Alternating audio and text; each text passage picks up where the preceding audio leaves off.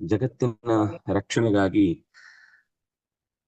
ಪ್ರತಿಯೊಬ್ಬ ವ್ಯಕ್ತಿಯಲ್ಲೂ ಭಗವಂತ ಬೇರೆ ಬೇರೆ ಕಾಲದಲ್ಲಿ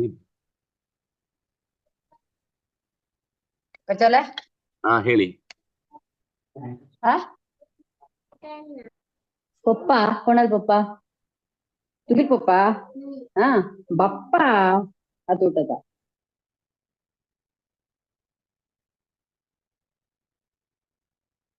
ಮೈತ್ರೇಯ ಪರಿಪಪ್ರಚ್ಛ ಪ್ರಣಿಪತ್ಯ ವಿವದ್ಯ ಚ ನಾರಾಯಣಂ ನಮಸ್ಕೃತ್ಯ ನರಂ ಚೈವ ನರೋತ್ತಮಂ ದೇವೀಂ ಸರಸ್ವತೀಂ ವ್ಯಾಸಂ ತತೋ ಗ್ರಂಥಮುದೀರಯೇ ತತೋ ಜಯಮುದೀರಯೇ ಸ್ವಸ್ತ್ಯಸ್ತು ಸತಾಂ ಹರಿ ಓಂ.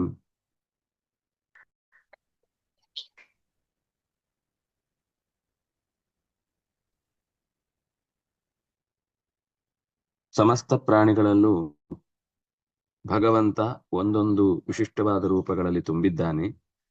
ಅದರಲ್ಲಿ 4 ಅಂಶವನ್ನ ಹೇಳಿ ಸೃಷ್ಟಿಗೆ ಕಾರಣವಾದಂತಹ ಚಟುವಟಿಕೆಗೆ ಬೇಕಾಗಿರುವಂತಹ ರಜೋಗುಣ ಪ್ರಭಾವಿಯಾಗಿ ರಜೋಗುಣವನ್ನೇ ಆಧರಿಸಿಕೊಂಡು ಚತುರ್ಮುಖನಲ್ಲಿ ನೆಲೆಸಿದ್ದಾನೆ. ಸತ್ವಗುಣದಿಂದ ಜಗತ್ತಿನ ರಕ್ಷಣೆಗಾಗಿ ಭಗವಂತ 4ನೆಯ ಒಂದು ಅಂಶದಿಂದ ನಿಂತಿದ್ದಾನೆ. ತಮೋಗುಣದ ಆಸರೆಯನ್ನ ಪಡೆದು ಸಂಹಾರಕ್ಕಾಗಿ ನಿಂತಾಗ ಅಲ್ಲಿ ಒಂದು ರೂಪದಿಂದ ಇದ್ದಾನೆ. ವಸ್ತುತಃ ಒಂದೊಂದು ಈಗ ಸೃಷ್ಟಿ ಸ್ಥಿತಿ ಲಯಗಳನ್ನು 3 ಕಡೆ ಹೇಳುವಾಗ್ಲೂ 3 ಕಡೆಗಳಲ್ಲಿ ಭಗವಂತನ 4 ವಿಶೇಷ ರೂಪಗಳನ್ನ ಹೇಳ್ತಾರೆ. ಅದರಲ್ಲಿ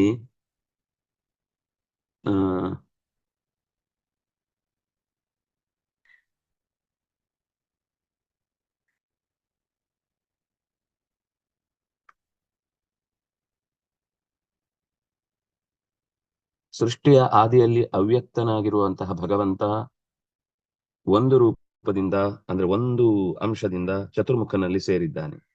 ಇನ್ನೊಂದು ಅಂಶದಿಂದ ಮರೀಚಿ ಮೊದಲಾದ ಪ್ರಜಾಪತಿಗಳಲ್ಲಿ ಸೇರ್ಕೊಂಡಿದ್ದಾನೆ. ಮತ್ತೊಂದು ಮುಖದಿಂದ ಸೃಷ್ಟಿಗೆ ಕಾರಣವಾದ ಕಾಲದಲ್ಲಿ ಸೇರ್ಕೊಂಡಿದ್ದಾನೆ. 4ನೇದ್ದು ಕಾಲಸ್ತೃತೀಯಸ್ತಸ್ಯಾಂಶಃ ಸರ್ವಭೂತಾನಿ ಚಾಪರಃ ಇತ್ತಂ ಚತುರ್ಧಾ ಸಂಸೃಷ್ಟೋ ವರ್ತತೆ ಸೌರಜೋಗುಣಃ. ಇನ್ನು 4ನೇ ಒಂದು ಅಂಶದಿಂದ ಪ್ರತಿಯೊಂದು ಪ್ರಾಣಿಗಳಲ್ಲೂ ಸೃಷ್ಟಿಯ ವೈಚಿತ್ರವನ್ನ ಮುಂದುವರಿಸುವುದಕ್ಕೋಸ್ಕರ ಅಲ್ಲಿ ಒಂದು ರೂಪದಿಂದ ಇದ್ದಾನೆ. ಹೀಗೆ ರಜೋಗುಣದಿಂದ ಸೃಷ್ಟಿಗೆ ಕಾರಣವಾದ ಭಗವಂತನ ರೂಪಗಳನ್ನ ಹೇಳಿದ್ರು. ಅದೇ ರೀತಿ ಸ್ಥಿತಿಕಾಲಕ್ಕೆ ಸಂಬಂಧಿಸಿದಂತೆ ಇಂದಿನದ್ದು ಸರಿಯಾಗಿ ನೆನ್ಪಿಟ್ಕೊಳ್ಳಿ.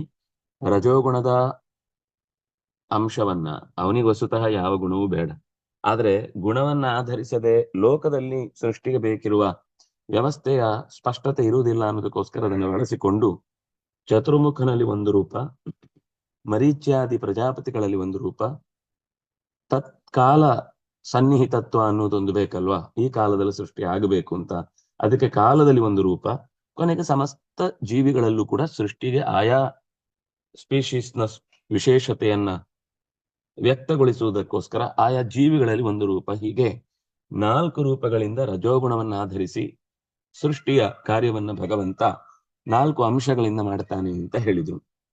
ಮುಂದೆ ಏಕಾಂಶೇನ ಸ್ಥಿತೋ ವಿಷ್ಣು ಕರೋತಿ ಪರಿಪಾಲನಂ ಮನ್ವಾದಿ ರೂಪೇ ಚಾನ್ಯೇನ ಕಾಲರೂಪೇಣ ಚಾಪರೆ ಸರ್ವಭೂತೇಷು ಚಾನ್ಯೇನ ಸಂಸ್ಥಿತಃ ಕುರುತೆ ಸ್ಥಿತಿಂ ಸತ್ವಂ ಗುಣಾಮುಪಾಶ್ರಿತ್ಯ ಜಗತಃ ಪುರುಷೋತ್ತಮಃ. 25ನೇ ಶ್ಲೋಕ. ಒಂದು ಭಾಗವನ್ನ ಹೇಳಿದ್ರು. ಈಗ ಸೃಷ್ಟಿ ಆದ್ಮೇಲೆ ಸ್ಥಿತಿಯ ಕಾಲವನ್ನ ಹೇಳಲಿಕ್ಕೆ ಅದಕ್ಕೆ ಕಾರಣವಾದ ರೂಪ ಭಗವಂತನ 4 ಮುಖಗಳ ಅಂಶಗಳನ್ನ ಹೇಳ್ತಿದ್ದಾರೆ. ಸತ್ವವನ್ನ ಆಧರಿಸಿಕೊಂಡು ಒಂದು ರೂಪದಿಂದ ನೇರ ಸ್ಥಿತಿಯನ್ನ ಮಾಡುವುದಕ್ಕಾಗಿ ವಿಷ್ಣುವಾಗಿ ವ್ಯಕ್ತಗೊಳ್ತಾನೆ. ಇನ್ನೊಂದು ರೂಪದಿಂದ ಮನು ಮೊದಲಾದವರಲ್ಲಿ ಆ ಪಾಲನೆಯನ್ನು ಮಾಡ್ತಾನೆ.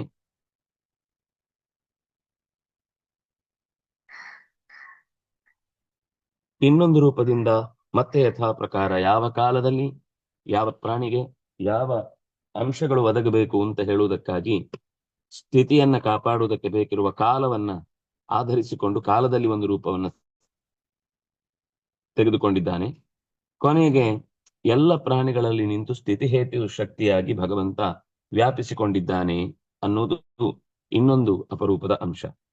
ಅಷ್ಟೇ ಅಲ್ಲ, ಮತ್ತೆ ಸಂಹಾರಕ್ಕೆ ಕಾರಣವಾಗುವಾಗಲೂ ತಮೋಗುಣದ ಆಸರೆಯನ್ನ ಸಂಹಾರದ ಕ್ರಿಯೆಗಳಿಗೆ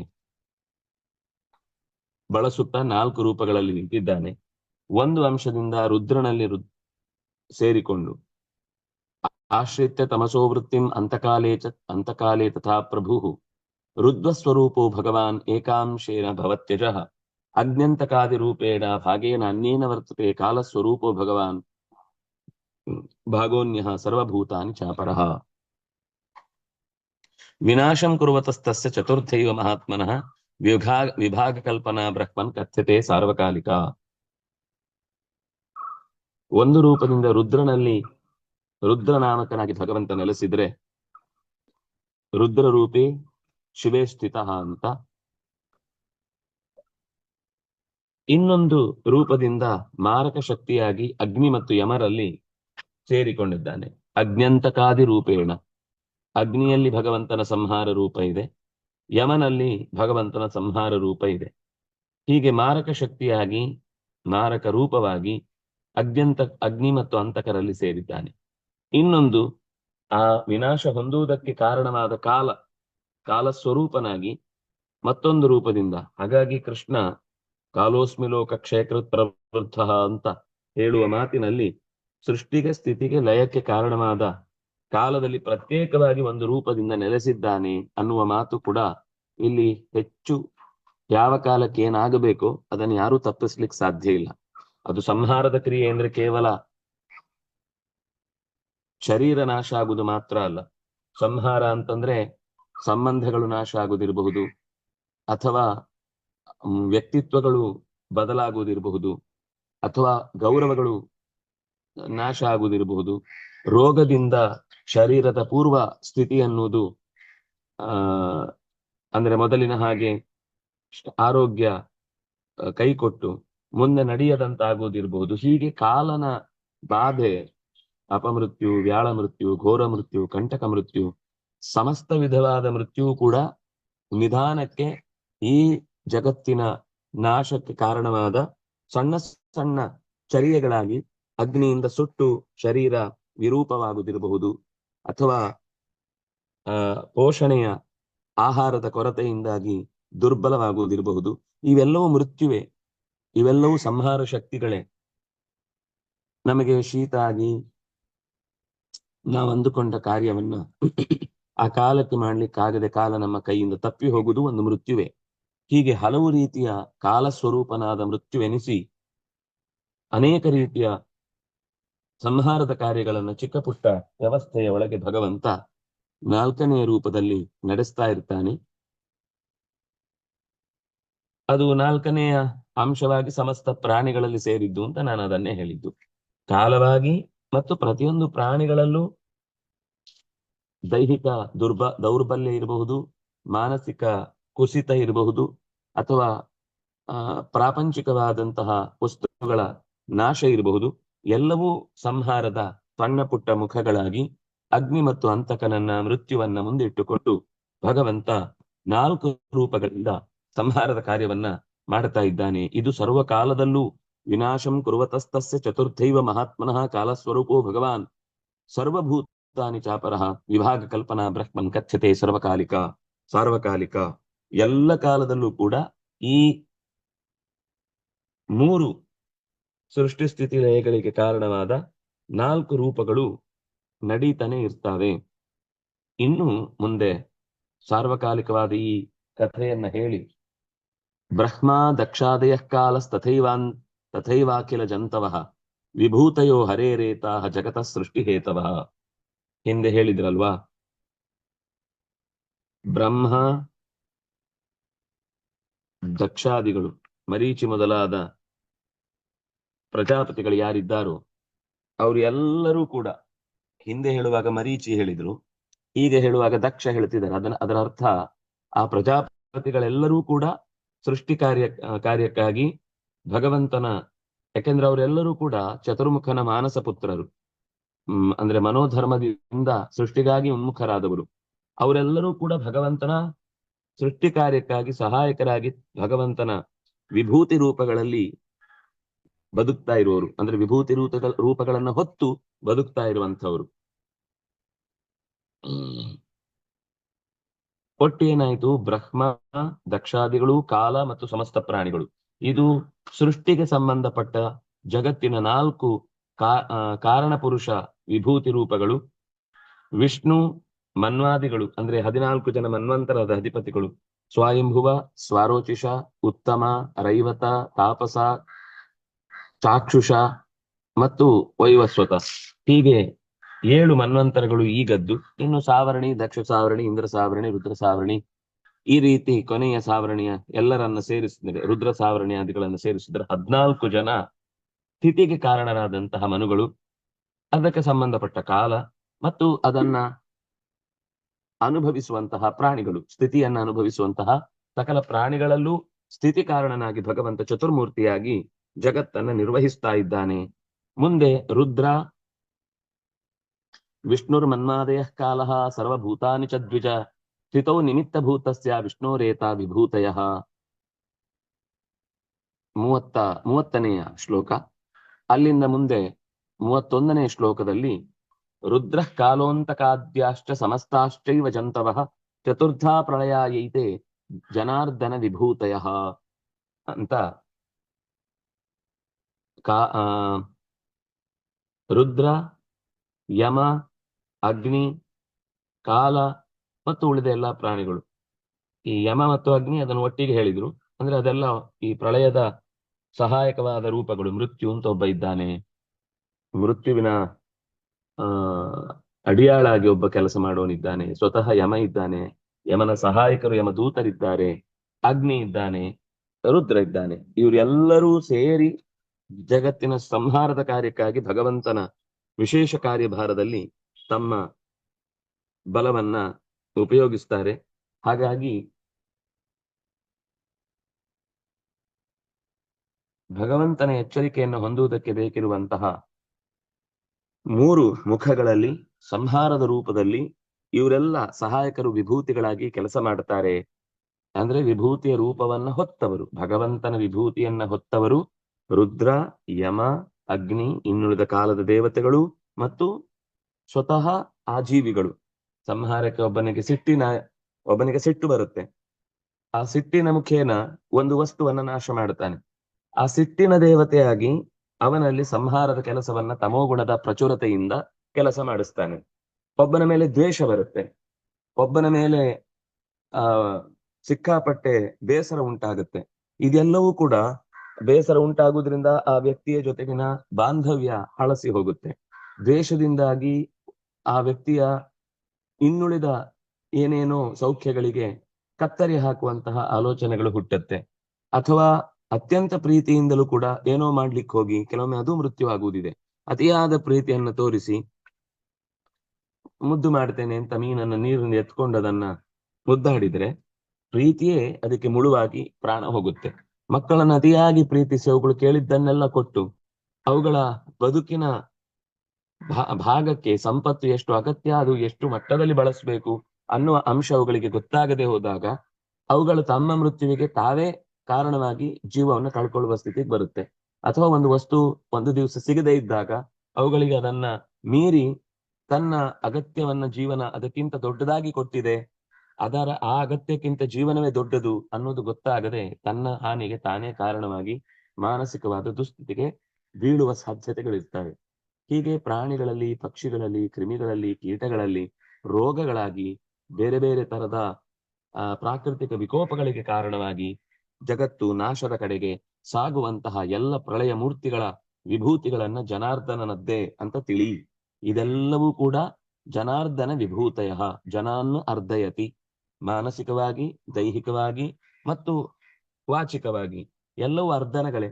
ಜನನವನ್ನೇ ಅರ್ಧಿಸುವಂತಹ ಪರಮಾತ್ಮನ ಪೂರ್ವ ಕ್ರಿಯೆಗಳಾಗಿ ಈ ರೀತಿಯಾದ ಅರ್ಧನಗಳು. ಅರ್ಧುಣ ಅಂತ ಒಂದು ತುಳುವಲ್ಲಿ ಶಬ್ದ ಇದೆ, ಹಿಂಸೆಯಿಂದ ಅಳುವುದು ಅಂತ ಅರ್ಥ. ಅದು ಅರ್ಧ ಹಿಂಸಾಯಾಮ್ ಅಂತ ಧಾತು. ಮಹಾಪ್ರಾಣ ಅಲ್ಲ, ಅಲ್ಪ ಪ್ರಾಣ. ಅದು ತುಳುವಿನಲ್ಲಿ ಉಳಿದು ಬಿಟ್ಟಿದೆ, ಭಾರಿ ಅರ್ಥವೇ ಅಂತ, ತುಂಬಾ ಹಿಂಸೆಯಿಂದ ಅಳ್ತಾನೆ ಅಂತ. ಅಂದ್ರೆ ಆ ತರ ಆ ಶಬ್ದಗಳಲ್ಲಿ ಇರುವ ಅರ್ಥಗಳನ್ನೇ ಆ ಪ್ರಸಂಗಕ್ಕೆ ಸರಿಯಾಗಿ ಭಗವಂತನ ಗುಣಗಳನ್ನ ಹೇಳುವುದರಲ್ಲಿ ಅದು ಸಮರ್ಥ ಅಂತ ನಮಗೆ ತುಂಬಾ ಚೆನ್ನಾಗಿ ಗೊತ್ತಾಗುತ್ತೆ. ಜಗದಾದೌ ತಥಾ ಮಧ್ಯೆ ಸೃಷ್ಟಿರ ಪ್ರಳಯಾದ್ವಿಜ ಧಾತ್ರ ಮರೀಚಿ ಮಿಶ್ರೈಶ್ಚ ಕ್ರಿಯತೆ ಜಂತುಭಿಸ್ತಥಾ. 32ನೇ ಶ್ಲೋಕ. ಜಗದಾದೌ ತಥಾ ಮಧ್ಯೆ, ಜಗತ್ತಿನ ಆದಿಯಲ್ಲಿ ಮತ್ತು ಮಧ್ಯದಲ್ಲಿ ಮತ್ತು ಪ್ರಳಯಾತ್, ಪ್ರಳಯದ ಕೊನೆಯಲ್ಲಿ, ಧಾತ್ರ ಮರೀಚಿ ಮಿಶ್ರೈಶ್ಚ ಕ್ರಿಯತೆ ಜಂತುಭಿಸ್ತಥಾ, ಜಗತ್ತು ಆರಂಭವಾದ ದಿನದಿಂದ ಪ್ರಳಯದ ಕಾಲದ ತನಕವೂ ಕೂಡ ಸೃಷ್ಟಿ ಕಾರ್ಯ ನಡೆಯುತ್ತಲೇ ಇರುತ್ತದೆ. ಇದೊಂದು ಅರ್ಥ ಮಾಡ್ಕೊಳ್ಬೇಕು ನಾವು. ಸೃಷ್ಟಿ ಅಂದ್ರೆ ಚತುರ್ಮುಖ ಮೊದಲೊಂದ್ಸರ್ತಿ ಎಲ್ಲವನ್ನ ರೆಡಿ ಮಾಡಿ ಇಟ್ಟಲ್ಲ, ಮುಂದೆ ಬದುಕ್ಲಿಕ್ಕೆ ಬೇಕಿರುವ ಅಷ್ಟು ವಸ್ತು ಪದಾರ್ಥಗಳನ್ನೆಲ್ಲ. ಅದೇನು ಮಹಾ ಒಂದು ದಿವಸದ ಕಾರ್ಯ, ಆಮೇಲೆ ಏನಿಲ್ಲ ಚತುರ್ಮುಖನಿಗೆ ಸೃಷ್ಟಿ ಮಾಡಿ ಆಯ್ತು ಇನ್ನೊಂದು ಕೆಲಸ ಆರಾಮ್ ಅಂತ ಭಾವಿಸ್ಬೇಡಿ. ಪ್ರತಿ ನಿತ್ಯವೂ ಕೂಡ ನಮ್ಮ ದೇಹದಲ್ಲಿ ಜೀವಕೋಶಗಳು ಹುಟ್ಟುತ್ತಾ ಇರ್ತವೆ, ಪ್ರಕೃತಿಯಲ್ಲಿ ಗಿಡಗಳು ಹುಟ್ಟುತ್ತಾ ಇರ್ತವೆ, ಮರಗಳು ಹುಟ್ಟುತ್ತಾ ಇರ್ತವೆ, ಪ್ರಾಣಿಗಳು ಹುಟ್ಟುತ್ತಾ ಇರ್ತವೆ, ರೋಗಗಳು ಹುಟ್ಟುತ್ತಾ ಇರ್ತವೆ, ರೋಗ ಪರಿಹಾರಕವಾದಂತಹ ಜಂತುಗಳು ಬರ್ತಾ ಇರ್ತವೆ. ಯಾವುದು ಒಂದು ದಿವಸದ ಆರಂಭದ ದಿವಸದ ಕಾರ್ಯ ಅಂತಲ್ಲ.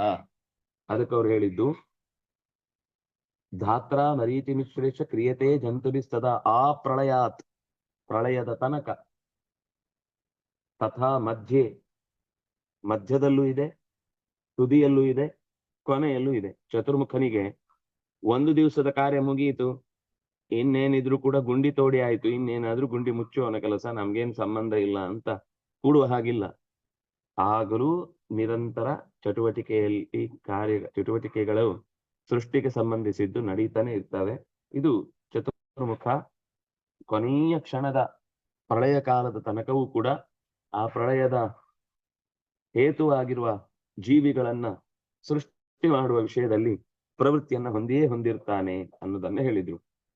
ಬ್ರಹ್ಮ ಸೃಜತ್ಯಾದಿ ಕಾಲೇ ಮರೀಚಿ ಪ್ರಮುಖಾಸ್ತತ ಉತ್ಪಾದಯಂತ್ಯಪತ್ಯಾನಿ ಜಂತವಶ್ಚ ಪ್ರತಿಕ್ಷಣಂ.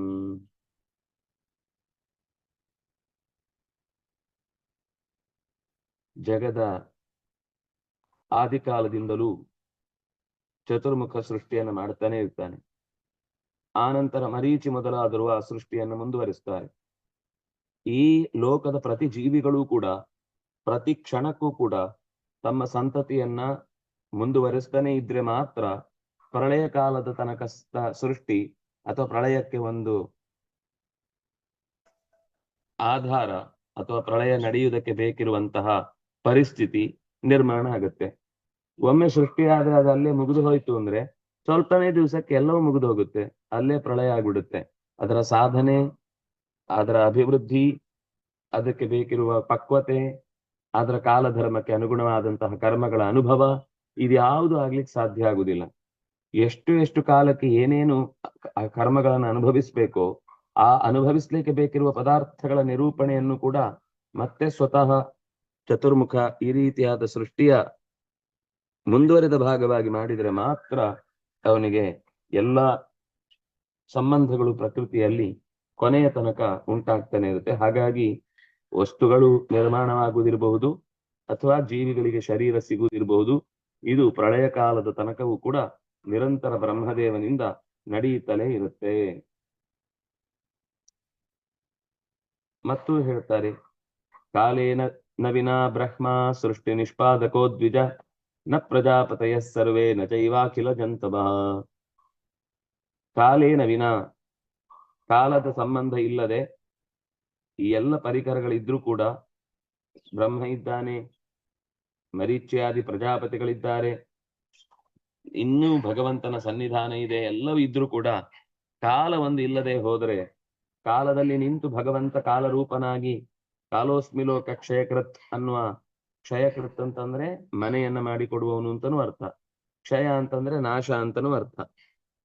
ಕಾಲವನ್ನ ಸೃಷ್ಟಿ ಮಾಡದೆ, ಕಾಲದ ನಿಯಾಮಕ ಶಕ್ತಿಯಾಗಿ ಭಗವಂತನಿಲ್ಲದೆ ಯಾವ ಕಾರ್ಯವೂ ಕೂಡ ಮುಂದುವರಿಯುವುದು ಸಾಧ್ಯ ಇಲ್ಲ. ಅದು ಪ್ರಜಾಪತಿಗಳಾಗಲಿ, ಪ್ರಾಣಿಗಳಾಗಲಿ, ಬ್ರಹ್ಮನಾಗಲಿ, ಹುಟ್ಟುವ ಕಾಲ ನಿಗದಿಯಾಗದೆ ಹುಟ್ಟುವ ಕಾಲ ಇದೆ ಅನ್ನುವುದು ಅವನ ಆದೇಶ ಬರದೆ ಅವ್ರು ಯಾರು ಸೃಷ್ಟಿ ಮಾಡ್ಲಿಕ್ಕೆ ಆಗುದಿಲ್ಲ. ಅವರೂ ಕೂಡ ಸೃಷ್ಟಿ ಮಾಡುವುದು ಭಗವಂತನ ಕಾಲರೂಪದ ವ್ಯವಸ್ಥೆಯಿಂದ ಇದು ಆಗ್ಲಿ ಅಂತ ಒಪ್ಪಿಗೆ ಕೊಟ್ಟ ಮೇಲೆನೆ ಅವರ ಸೃಷ್ಟಿಯ ಪ್ರಕ್ರಿಯೆ ಮುಂದುವರಿಯುವಂಥದ್ದು. ಹಾಗಾಗಿ ಸೃಷ್ಟಿಗೆ ಕಾರಣವಾದಂತಹ ಶಕ್ತಿಯಾಗಿ ಚತುರ್ಮುಖ, ಮರೀಚಿ ಮೊದಲಾದಂತಹ ಎಲ್ಲ ದೇವತೆಗಳಲ್ಲಿ ಭಗವಂತ ಕಾಲರೂಪನಾಗಿ ನೆಲೆಸಿ ಸೃಷ್ಟಿಯ ಪ್ರಕ್ರಿಯೆಗೆ ಮೊದಲು ಏನೆಲ್ಲ ಸಿದ್ಧತೆ ಬೇಕೋ ಅದಕ್ಕೆ ಕಾಲರೂಪನಾಗಿ ಭಗವಂತನೇ ನಿಂತು ಮಾಡ್ತಾನೆ.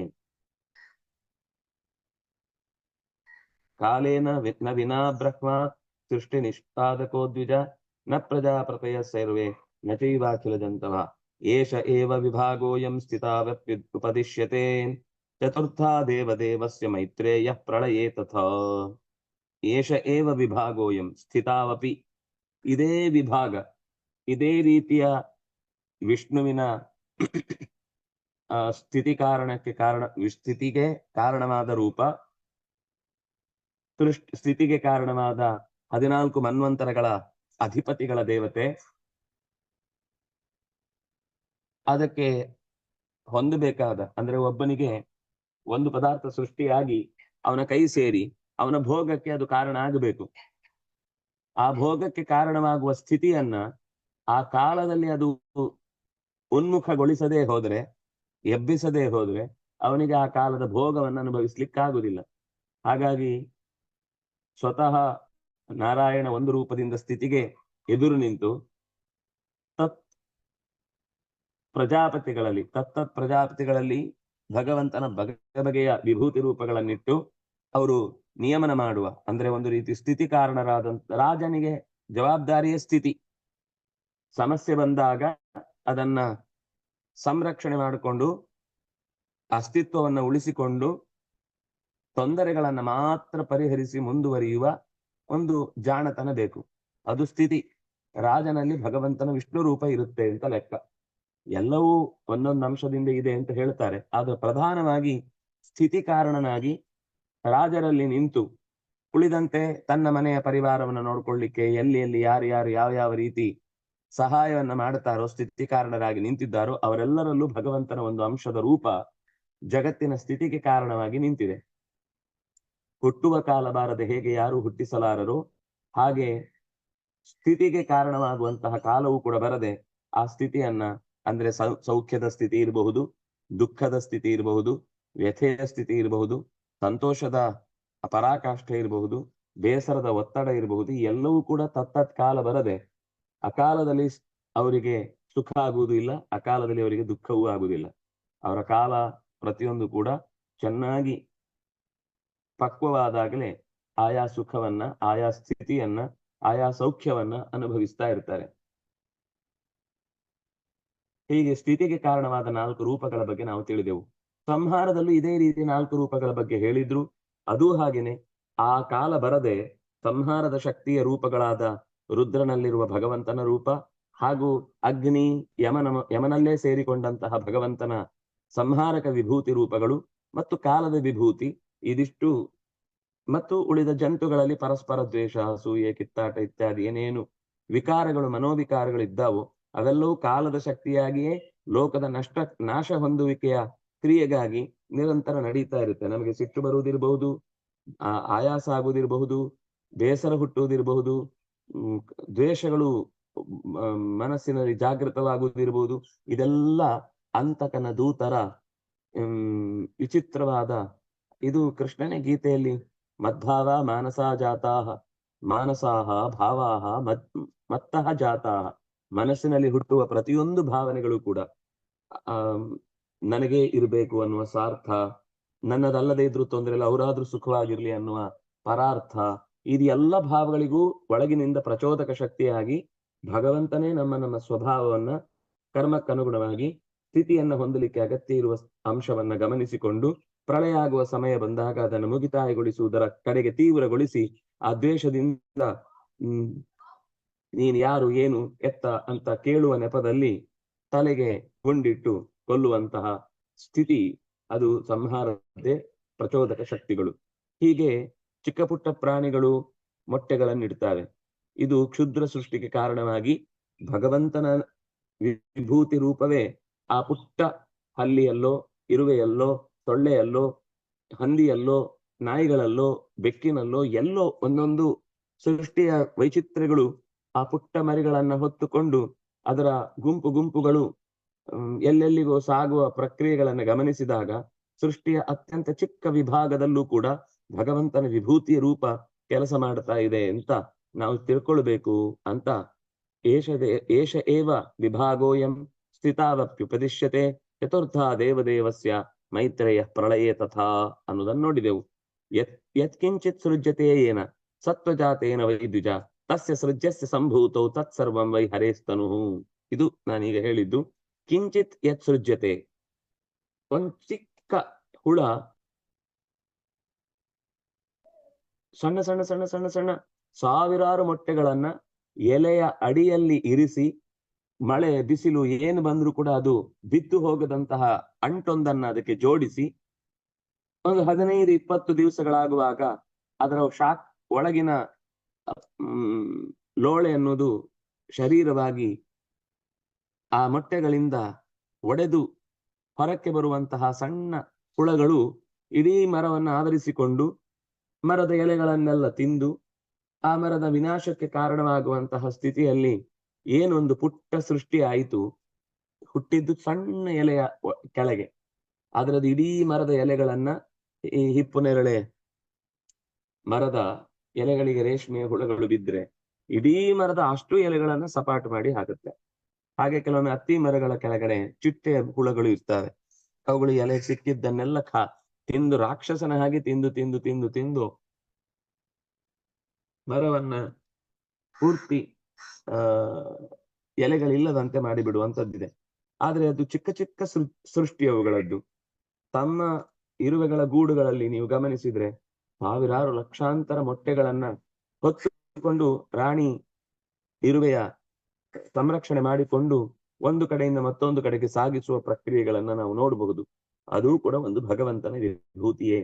ನೋಡಿ, ದೇವರನ್ನ ನೆನೆಯದ ಸ್ಥಳ ಇಲ್ಲ ಅಂತ ಹೇಳ್ಬಹುದು. ಈ ರೀತಿ ನಮಗೆ ಸೃಷ್ಟಿ ಸ್ಥಿತಿ ಲಯಗಳಿಗೆ ಕಾರಣವಾದ ಜಗತ್ತಿನ ಪ್ರತಿಯೊಂದು ಘಟನೆಯೂ ಕೂಡ ಭಗವಂತನ ವಿಭೂತಿಯನ್ನ ನೆನಪಿಸುತ್ತೆ ಅನ್ನುವುದನ್ನ ನಾವು ಸ್ವಲ್ಪ ಗಮನ ಇಟ್ರೆ ನಮಗೆ ಬೇಸರ ಪಡ್ಲಿಕ್ಕೆ ಸಮಯವೇ ಇಲ್ಲ.